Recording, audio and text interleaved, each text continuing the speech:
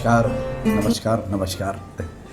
मैं प्रमोद प्रमिल और आप लोग देख रहे हैं परिक्रमा पर। मित्रों, बड़ी खुशी की बात है कि आप लोगों के प्यार, दुलार, स्नेह और अपनापन की वजह से, और बल्कि नहीं कहा जाए कि जो हमारी श्रृंखलाएं इससे पहले आप लोगों के समक्ष पहुंची और उनको जो आप लोगों ने अपने स्नेह से सिंचित किया है, निश्चित तौर पर उसी से हौसला, संबल और ऊर्जा लेकर आज हम अपनी 50वीं श्रृंखला को लेकर आप लोगों के समक्ष उपस्थित हैं।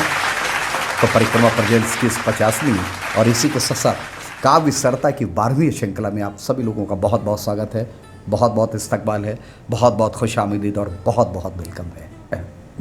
मित्रों, जैसा कि आपको पता है कि काव्य सरता में हम किसी न किसी कवि, किसी न किसी साहित्यकार या किसी ऐसे व्यक्तित्व या ऐसे कृतित्व को लेकर आप लोगों के समक्ष उपस्थित होते हैं जिसने समाज में अपनी, चाहे उसकी साहित्य साधना हो, चाहे उसकी रंग कर्म की साधना हो, चाहे समाज सेवा हो, मतलब एक अतिरिक्त कार्य से, अतिरिक्त समर्पण से उसने समाज को कुछ ना कुछ दिया होता है। जी हाँ, तो आज इसी कड़ी में, आज इसी श्रृंखला में हमने अपने स्टूडियो में शाहजहांपुर जनपद के एक ऐसे साहित्यकार, एक ऐसे कलमकार, एक ऐसे शब्द शिल्पी, एक ऐसे साहित्य साधक को बुलाया हुआ है जिनको शाहजहांपुर साहित्य आकाश में वरिष्ठ साहित्यकार के साथ साथ व्यंग के एक सशक्त हस्ताक्षर के रूप में भी जाना जाता है। जी हाँ, मैं बात कर रहा हूँ अपने बड़े भाई उमेश चंद सिंह जी की।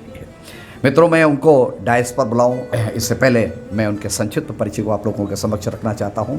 उमेश चंद सिंह जी वरिष्ठ अधिवक्ता के साथ साथ साहित्य साधना में लगभग अपने 41 वर्ष दे चुके हैं और इस 41 वर्ष के लंबे सफ़र में उन्होंने लगभग 50 गीतों को अपनी कलम से जन्म दिया हुआ है। और यही नहीं, चूँकि वो व्यंग्य के रूप में जाने जाते हैं, एक व्यंग्यकार के रूप में जाने जाते हैं, तो एक व्यंग्यकार की हैसियत से उन्होंने अपनी कलम से करीब 250 से 300 व्यंग्य के मुक्तकों को, व्यंग्य की गज़लों को कागज़ों पर उतारा है। आपकी कुछ कृतियां भी प्रकाशित हो चुकी हैं, जिसमें वर्ष 2000 में इनकी पहली कृति प्रकाशित हुई थी, श्री नेताचरितमानस, जो कि राजनीति के ऊपर व्यंग्यों को अपने आप में समेटे हुई थी। और इसी क्रम में वर्ष 2000 में इनकी एक और कृति प्रकाशित हुई थी, सावधान ये कचहरी है। कचहरी में होने वाली घटनाएं और जो भी क्रियाकलाप हैं उनमें कहाँ से व्यंग्य निकलता है, इस चीज़ को बहुत ही खूबसूरती से इन्होंने अपनी इस कृति में समाहित किया है आप लोगों के लिए। जी हाँ, और इसी क्रम में वर्ष 2008 में इनकी एक और कृति आई थी, भ्रष्टाचार कुछ प्रयोग। भ्रष्टाचार तो आप सभी लोग परिचित हैं कि भ्रष्टाचार क्या है। नहीं, भ्रष्टाचार को लेकर जो प्रयोग किए गए हैं उनका बड़ा ही सजीव चित्रण इन्होंने अपनी इस कृति में किया हुआ है। और यही नहीं, मैं एक जानकारी और भी आप लोगों के संज्ञान में डालना चाहता हूं कि एक प्रवाह संस्था है जो साहित्य को समर्पित है नहीं, और इस संस्था, ये जो प्रवाह नाम है, ये डॉक्टर आकुल का ही दिया हुआ है। जी हाँ, तो प्रवाह की जो पहली कृति थी, जिसका संपादन हमारे छोटे भाई और सशक्त कलमकार डॉक्टर प्रशांत अग्नोत्री जी ने किया था, उस कृति में भी, उस संकलन में भी आपकी 2-4 कविताओं को स्थान दिया गया था जो व्यंग्य से सराबोर थी। आपने गीतों और गज़लों के अलावा हिंदी नाटकों में भी लेखन कार्य किया है। आपका एक नाटक औरत की बक्कर आपने जो अपनी कलम से लिखा हुआ है, जो अभी प्रकाशित नहीं हुआ है, बहुत ही जल्द प्रकाशित होकर आप लोगों के समक्ष आएगा। जी हाँ, देश की लगभग सभी सम्मानित पत्र पत्रिकाओं में आपके मुक्तक, आपके गीत, आपकी गज़लें जो व्यंग्य से संबंधित थी, उनको स्थान मिल चुका है। जी हाँ, है नहीं? तो अब देर किस बात की है, आपकी ज़ोरदार तालियों के बीच मैं डैश पर आने की दावत देता हूँ शाहजहांपुर जनपद के उस वरिष्ठ व्यंग्यकार को, जिन्होंने अपनी कलम से एक नहीं अनेक मुक्तकों और गज़लों को, जो कि व्यंग्य से सराबोर थे, उनको जन्म दिया है, अनेक गीतों को अपनी कलम से जन्म दिया है। जी हाँ, और जो डॉक्टर आकुल के साथ साथ राज बहादुर बिकल जी को अपना साहित्यिक गुरु मानते हैं। जी हाँ, आप जोरदार तालियों से स्वागत करिए हमारे बड़े भाई, वरिष्ठ साहित्यकार, वरिष्ठ व्यंग्यकार उमेश चंद सिंह जी का।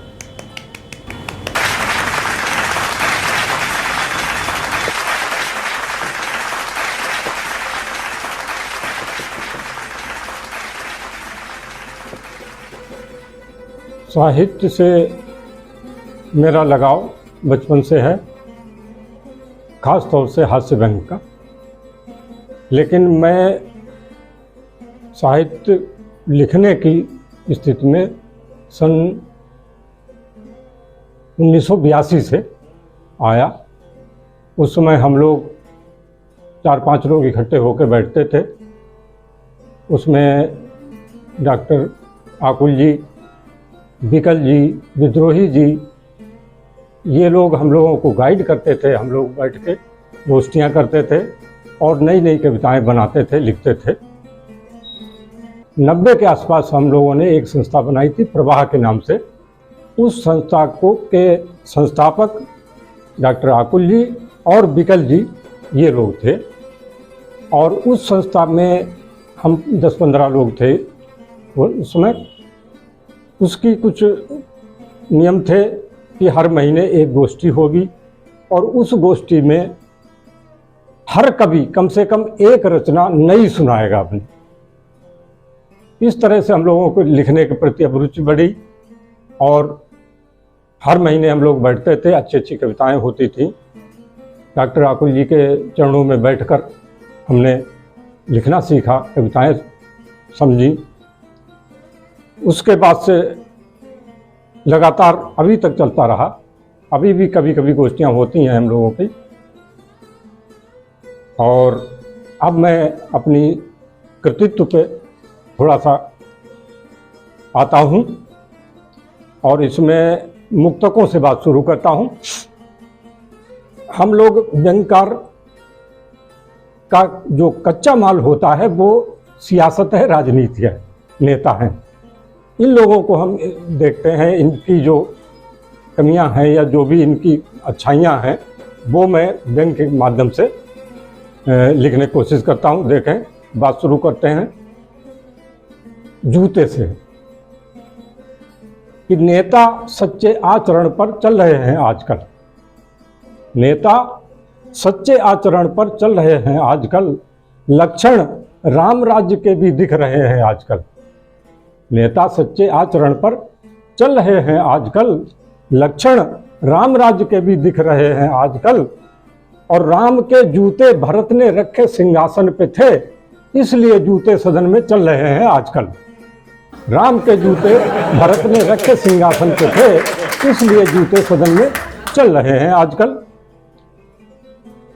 नेता बनने की क्या क्वालिफिकेशन होनी चाहिए, ऐसा कोई हमारे देश में न तो संविधान है, ना कोई विधान है, ना नियम है, ना कानून है।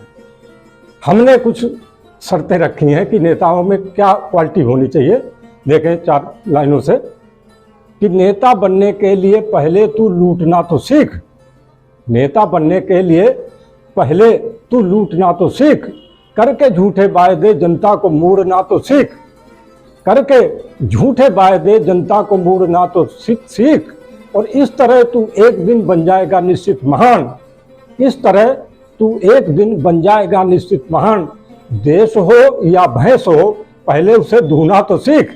देश हो या भैंस हो, पहले उसे धोना तो सीख। नेता शब्द किसी जमाने में बहुत आदर सूचक था।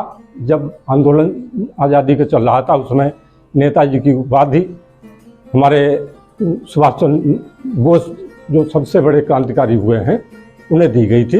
लेकिन आज जो नेता की स्थिति है, नेता कहना किसी से क्या रिएक्शन होता है, देखें 4 लाइनों में कि कुछ भी कह लेना मगर नेता नहीं कहना। हमें कुछ भी कह लेना मगर नेता नहीं कहना, गाली दे लेना मगर नेता नहीं कहना। गाली दे लेना मगर नेता नहीं कहना। और एक भिखारी ने कटोरा फेंक दिया ये कहकर, भीख देना या न देना मगर नेता नहीं कहना। भीख देना या न देना मगर नेता नहीं कहना। ये तो नेताओं के ऊपर रहा। अब 4 लाइनें आज के परिवेश के ऊपर हैं। व्यंग है, गहरा है, बल्कि थोड़ा सा गंभीर है। देखें कि द्रोण के वंशज धरा पर बढ़ रहे हैं, क्या करें। द्रोण के वंशज धरा पर बढ़ रहे हैं, क्या करें। और शिखंडी मान पाते जा रहे हैं, क्या करें। और शिखंडी मान पाते जा रहे हैं, क्या करें। आज द्रौपदियां सभा में स्वयं नंगी हो रही। फैशन शो कि आज द्रौपदियां सभा में स्वयं नंगी हो रही हैं। परेशान कृष्ण बेचारे करें तो क्या करें। हैं परेशान कृष्ण बेचारे करें तो क्या करें। इसके बाद 4 लाइनें हैं। एक व्यंग्यकार श्रृंगार अगर लिखने की कोशिश करे तो किस तरीके से लिखता है, देखें। कि अगर महबूब धमकी दे रहा हो छोड़ जाने की, अगर महबूब धमकी दे रहा हो छोड़ जाने की, व्यवस्था कीजिए तब दूसरा महबूब लाने की। अगर महबूब धमकी दे रहा हो छोड़ जाने की, व्यवस्था कीजिए तब दूसरा महबूब लाने की। और आजकल ऑनलाइन मिल रही हर चीज जब तुमको, आजकल ऑनलाइन मिल रही हर चीज जब तुमको जरूरत ही नहीं है इश्क में आंसू बहाने की, जरूरत ही नहीं है इश्क में आंसू बहाने की। चार लाइनें देखें, नेताओं से संबंधित है, वोट कैसे मांगे जाते हैं इस पे, कि आप यूं हाथ जोड़े हुए लानत है, आप यूं हाथ जोड़े हुए लानत है, आप खीसे निपोड़े हुए लानत है। मैं आपको शरीफ आदमी समझता था, मैं आपको शरीफ आदमी समझता था, आप चुनाव में खड़े हुए लानत है, आप चुनाव में खड़े हुए लानत है। और अगली 4 लाइनें हैं, हम अपनी आज़ादी का कैसे उपयोग कर रहे हैं इस पे देखें, कि हम अपना घर फूंकें किसी से क्या मतलब, हम अपना घर फूंकें किसी से क्या मतलब, चाहे जहां थूकें किसी से क्या मतलब, हम आज़ाद हैं। हम अपना घर फूंकें किसी से क्या मतलब, चाहे जहां थूकें किसी से क्या मतलब, और वतन अपना है हम भी इसके हैं, चाहे जैसे इसे लूटें किसी से क्या मतलब, चाहे जैसे इसे लूटें किसी से क्या मतलब। सियासत पे देखें 3-4 शेर हैं, कि सियासत जंग है इसमें कोई अपना नहीं होता, सियासत जंग है इसमें कोई अपना नहीं होता, और सिवा कुर्सी के मिलने के कोई सपना नहीं होता, सिवा कुर्सी के मिलने के कोई सपना नहीं होता। और करोगे बेईमानी तो फलोगे फूल जाओगे, करोगे बेईमानी तो फरोगे फूल जाओगे, बिना ईमान को मारे सफल नेता नहीं होता, बिना ईमान को मारे सफल नेता नहीं होता। और एक शेर इसमें है कि दलाली और रिश्वत में पौष्टिक तत्व होते हैं, दलाली और रिश्वत में पौष्टिक तत्व होते हैं, जो खाता सिर्फ रोटी है कभी मोटा नहीं होता, जो खाता सिर्फ रोटी है कभी मोटा नहीं होता। और सदा रखना उचित दूरी सिपाही और साणों से, सदा रखना उचित दूरी सिपाही और साणों से, उठाकर कब पटक दें ये कोई इनका नहीं होता, उठाकर कब पटक दें ये कोई इनका नहीं होता। और एक से लिखा सामने कि निकालो काम अपना जी हजूरी चापलूसी से, निकालो काम अपना जी हजूरी चापलूसी से, गधे को बाप कहने से कोई छोटा नहीं होता, गधे को बाप कहने से कोई छोटा नहीं होता। और एक 4 लाइनें हैं हमारे पेशे से संबंधित, वकालत से संबंधित, कि दफ्तर कैसे काम करेंगे रिश्वत खत्म हो जाने पर, दफ्तर कैसे काम करेंगे रिश्वत खत्म हो जाने पर, पुलिस मक्खियां मारेगी अपराधों के मिट जाने पर।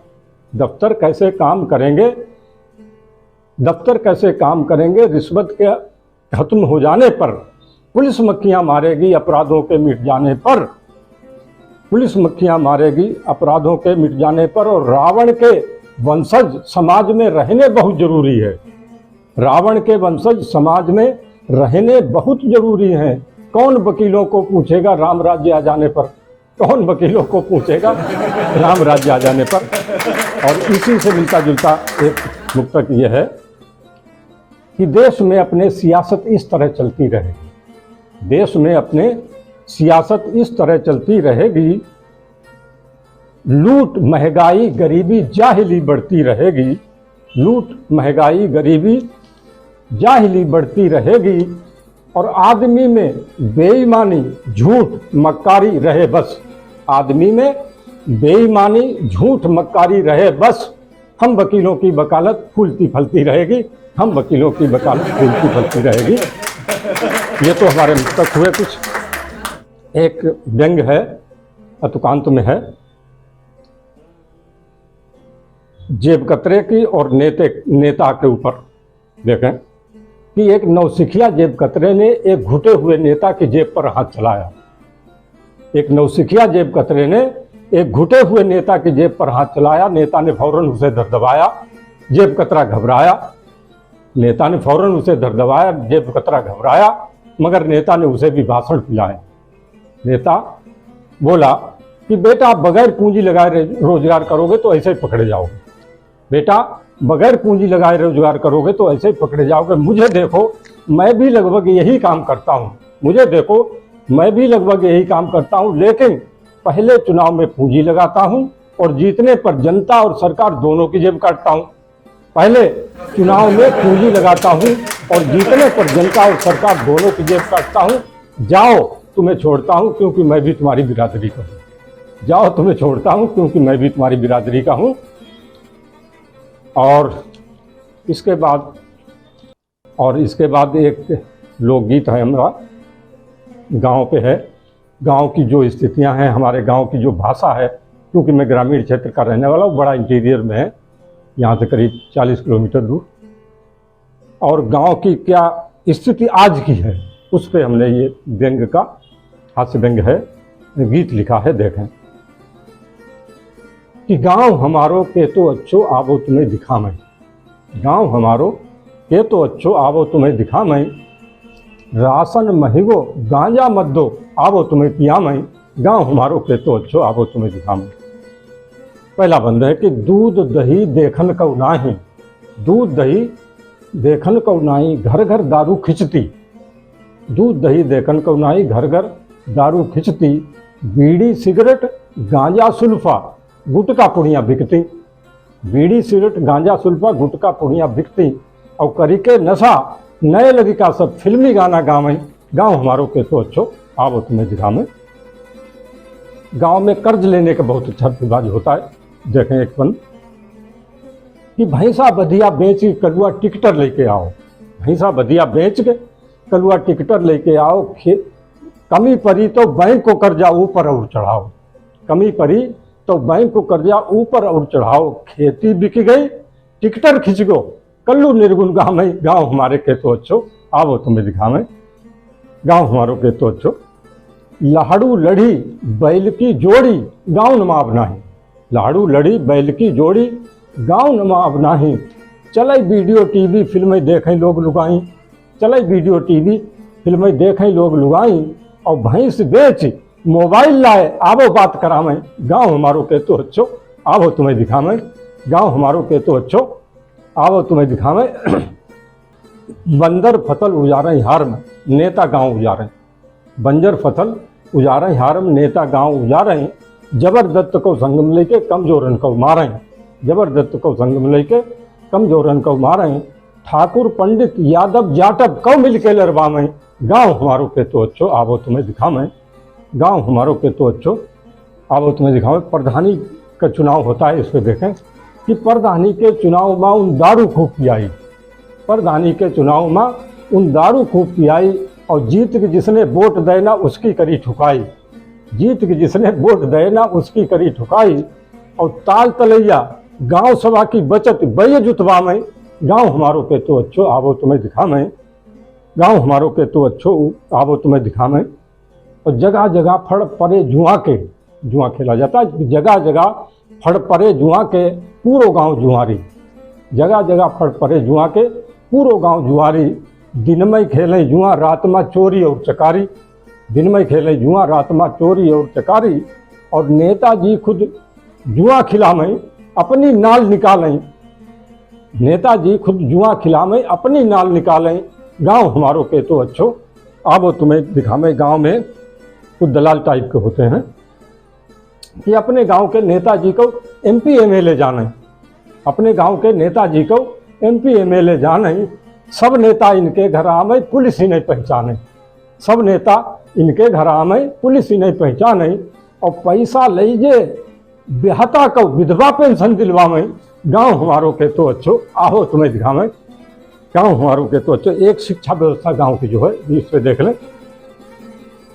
कि स्कूलन में सिवा पढ़ाई सारे काम हुई रहे, स्कूलन में सिवा पढ़ाई सारे काम हुई रहे, पुष्टाहार प्रधान मास्टर मिलके खूब छक रहे, पुष्टाहार प्रधान मास्टर मिलके खूब छक रहे, और जादिन तनख्वाह मिले मास्टर दारू पी घर में, गांव हमारो के तो अच्छो आवो तुम्हें दिखावे। और आखिरी बंद है, गांव की जो असलियत है वो इसमें है कि अस्पताल दुई कोस, अस्पताल दुई कोस गाँव में है भट्टी सरकारी, अस्पताल दुई कोस गाँव में है भट्टी सरकारी, और झोला छाप डॉक्टर लूटे जब फैले बीमारी।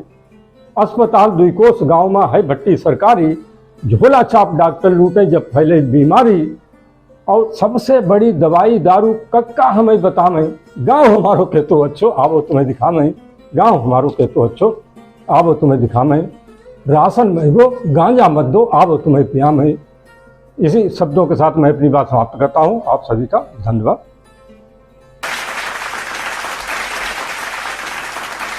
मित्रों, काव्य सरताई की इस बार की श्रृंखला में भी आप भाई उमेश सिंह जी को सुने हैं। तो उनके व्यंग के जो तीखे वाण थे वो उन्होंने अपने मुक्तकों और एक गज़ल के माध्यम से आप तक पहुंचाया। जी हाँ, और अब मुझे इजाज़त दीजिए, बहुत ही जल्द फिर हाजिर होते हैं किसी नए कवि, किसी नए साहित्यकार, किसी नए रंगकर्मी, किसी नए बुद्धिजीवी, किसी नए समाजसेवी के साथ। जी हाँ, तब तक के लिए बहुत बहुत शुक्रिया, बहुत बहुत धन्यवाद। जय हिंद, जय भारत।